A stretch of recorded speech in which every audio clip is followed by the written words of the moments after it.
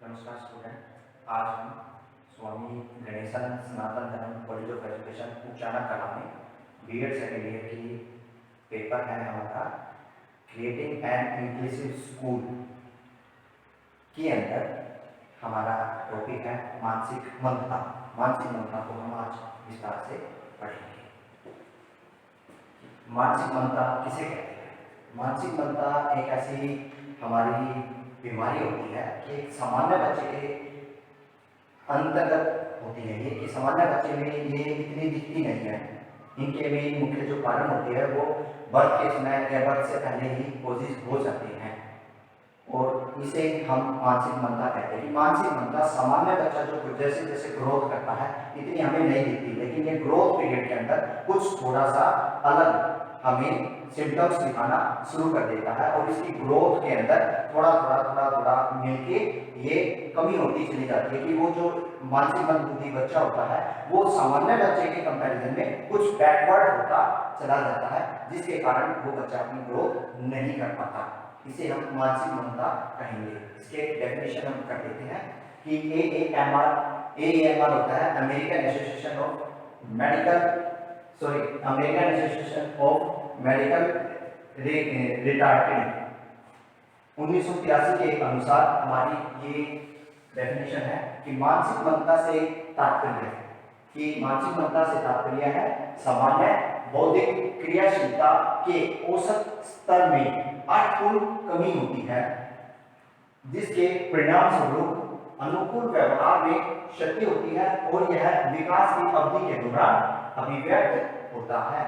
इससे क्या तात्पर्य है कि जो मानसिक मंदता होती है वो हमारी सामान्य जैसे जैसे बच्चा बड़ा होता है और उसकी जो ग्रोथ होती है वो सामान्य होती रहती है। एवरेज बौद्धिक क्रियाशीलता के दौरान बौद्धिक और क्रियाशीलता होती है जो हमारा बॉडी पार्ट के अंदर हमारी जो बौद्धिक विकास होता है उसके अंदर औसत स्तर में अर्थपूर्ण कमी जितनी हमें ग्रोथ चाहिए वो धीरे धीरे कम होती जाती है, पूरी तय नहीं हो पाती।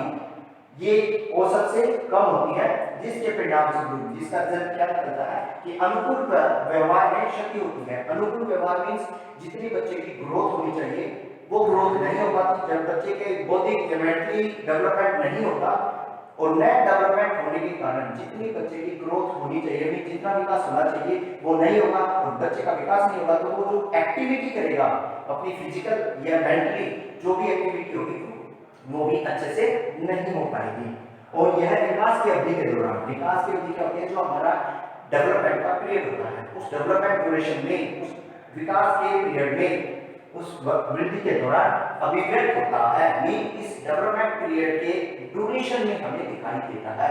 जैसे जैसे बच्चा या एक सामान्य बच्चा और एक मेंटली बच्चा, जब ये दोनों बच्चे ग्रोथ करते हैं, इनकी मेंटली और फिजिकली डेवलपमेंट होता है, इनकी ग्रोथ होती है, तो वैसे वैसे हम दोनों बच्चों को कंपैरिजन करें तो जो हमारा नॉर्मल बच्चा होता है उसकी ग्रोथ मेंटली बच्चे के कंपैरिजन में थोड़ी सी ज्यादा होती है, जिसके कारण से हम ये कहते हैं कि मानसिक मंदबुद्धि बच्चे का जो विकास होता है वो बौद्धिक रूप से थोड़ा सा स्लो होता है या सामान्य बच्चे के कंपैरिजन में कम होता है, जिसके कारण से ये विकास का जो स्तर है वो धीरे धीरे कम होता चला जाता है। और ये विकास क्रम हमारा मेनली ताउम्र तो चलता ही है, प्रोसेस जो है हमारी पूरे ताउम्र चलती है, लेकिन ज्यादा जो इफेक्ट करता है वो बर्थ से लेके 18 ईयर तक का होता है।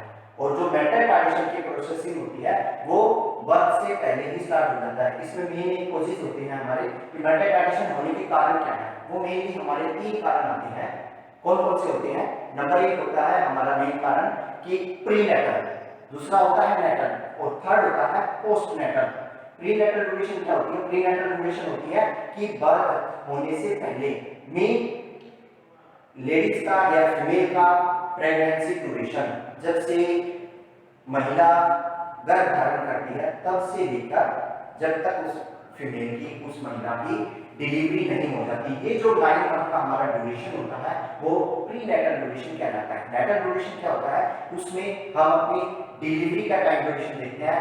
डिलीवरी से लेके जन्म के समय से लेके 15 या 15 दिनों तक का टाइम ड्यूरेशन होता है, इस ड्यूरेशन को कहते हैं नेटल। और पोस्ट नेटल होता है आफ्टर 15 डेज, 15 दिन के बाद से लेके बच्चे के 18 वर्ष तक की ड्यूरेशन को हम कहते हैं ये पोस्ट नेटल का ड्यूरेशन होता है हमारा। ये 3 कोजेज होती हैं, prenatal, natal and post natal. इसी में फिर हमारा नेक्स्ट पार्ट आता है इसका क्लासिफिकेशन, कारण के बाद। इनका क्लासिफिकेशन क्या है? मनोवैज्ञानिक कारण। इसके में 3 तरह से क्लासिफिकेशन होता है, एक होता है मेडिकल बेस, एक होता है साइकोलॉजिकल बेस और एक थर्ड होता है हमारा एजुकेशनल बेस।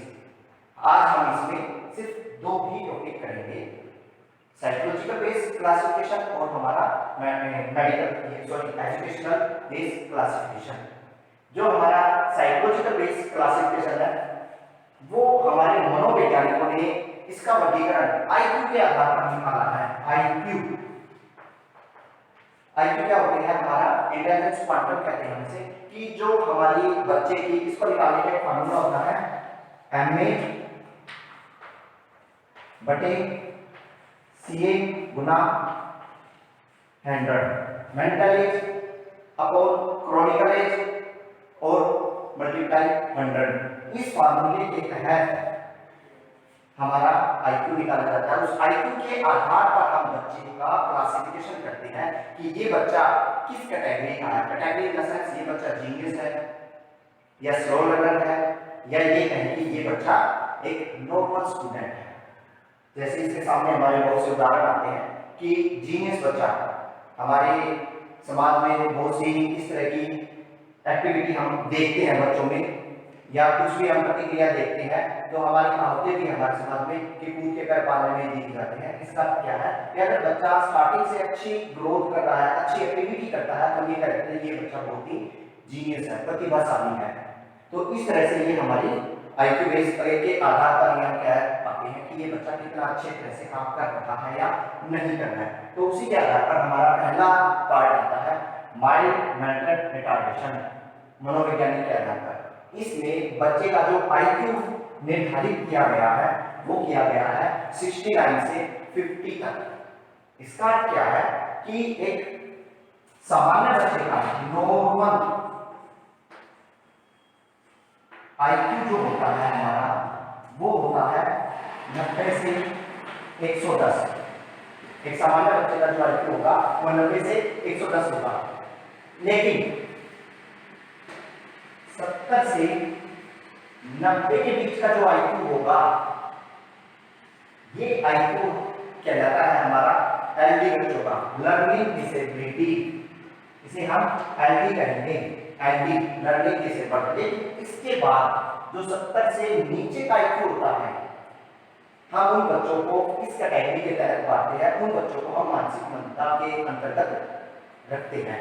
तो उनमें सबसे पहली कैटेगरी आती है हमारी माइल्ड मेंटल रिटार्डेशन। इन बच्चों का आईक्यू होता है 69 टू 59। इन बच्चों का आईक्यू के साथ साथ ये बच्चे ज्यादातर एजुकेशन तो ले पाते हैं, लेकिन एक नॉर्मल बच्चे की तरह अपना व्यवहार या अपना जीवन यापन कई बार नहीं कर पाते। इनकी एजुकेशन हार्डली ज्यादातर सिर्फ 5 क्लास,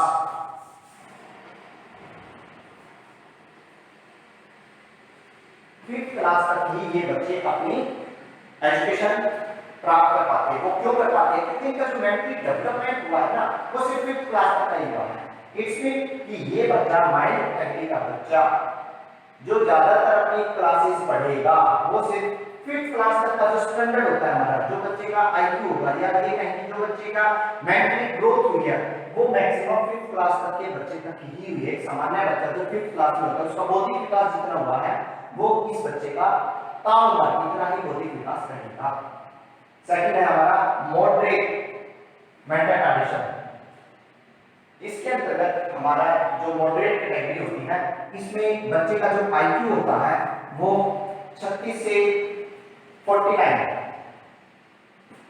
तक का आईक्यू होता है हमारा। सॉरी ये थोड़ा सा बौद्धिक लिखा गया।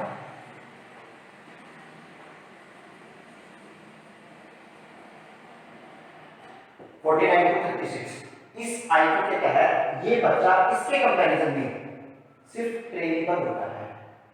ट्रेनिंग दे सकते हैं हम इन बच्चे को, और ज्यादा से ज्यादा ये बच्चा hardly second class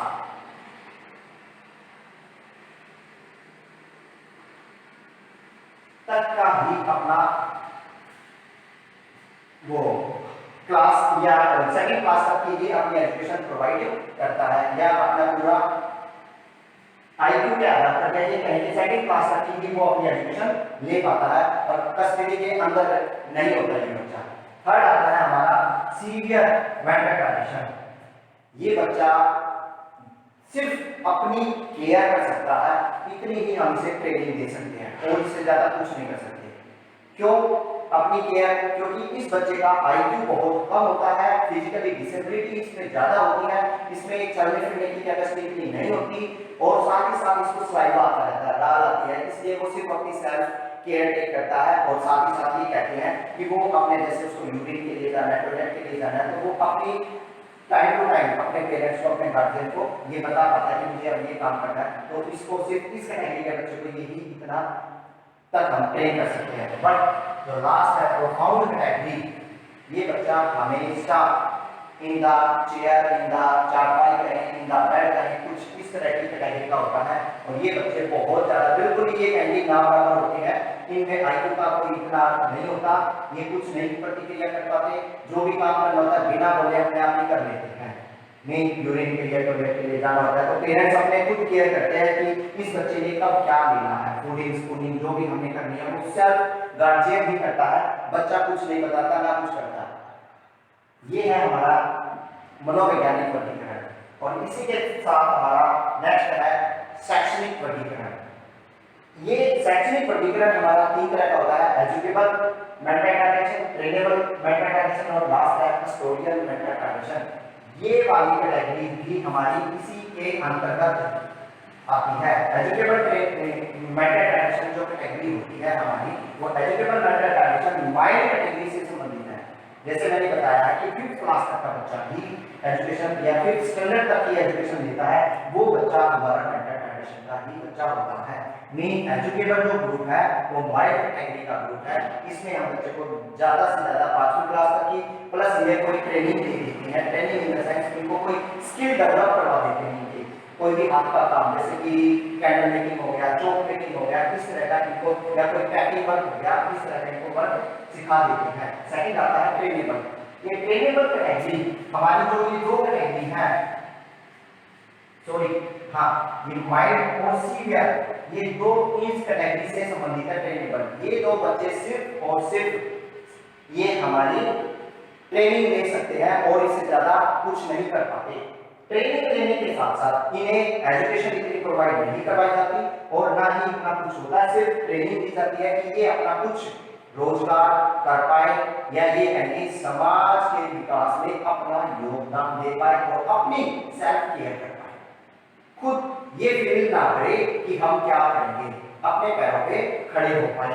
and last है कस्टोडियल मेंटल रिटार्डेशन। ये कैटेगरी हमारी प्योरली प्रोफाउंड कैटेगरी की होती है। जैसे इसमें वर्ड में लिखा है कस्टोडियल, कस्टडी, कि जो बच्चा जैसे कोई बच्चा जुर्म करता है और वो पुलिस की कस्टडी में जाता है तो पुलिस उसी को ही केयर टेक करती है, उसी को ही देखती है, उसी के अंदर रहती है, तो इसे हम कहेंगे कस्टोडियल। तो प्रोफाउंड कैटेगरी का जो बच्चा होता है वो उसी के अंतर्गत रहता है। कैटेगरी मींस दूसरों की कस्टडी में, ये बच्चा कुछ काम नहीं करते, ये हमेशा दूसरों के अंतर्गत ही रहेंगे। आई थिंक जो मैंने अभी आपको मेंटल रिटार्डेशन के लिए टॉपिक और क्लासिफिकेशन और इसमें कुछ कोर्सेज के बारे में आपको बताया, शायद आपको समझ में आ गया होगा।